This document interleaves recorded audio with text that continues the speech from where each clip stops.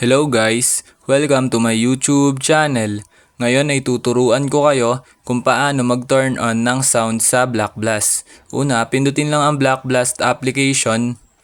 Then, ayan, kapag nandito na tayo, wait lang natin siya mag-loading. Ayan, kung mapapansin nyo, naglo-loading.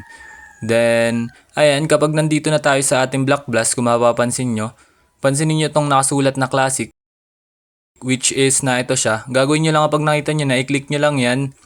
Then kapag na-click nyo na, mapupunta na tayo dito. Then ang gagawin nyo lang kapag nandito na tayo, makikita yung setting signs sa upper part, which is na ito siya. Ang gagawin nyo kapag nakita nyo na, i-click nyo lang yan, yung setting signs na yan sa upper part. Then kapag na-click nyo na, lalabas na yung ganto. Then ayan, kung mapapansin nyo, naka-turn off ang ating sound sa BlackBlast. So ang gagawin natin, i-click lang natin yan para ma-turn on ang sounds dito sa BlackBlast. Then ayan, kung mapapansin nyo, wala na siyang red or line, which means naka-turn on na ang ating sounds dito sa BlackBlast. Ayun, ganun lang na mga dali mag-turn on ang sounds dito sa BlackBlast. Ayun lang.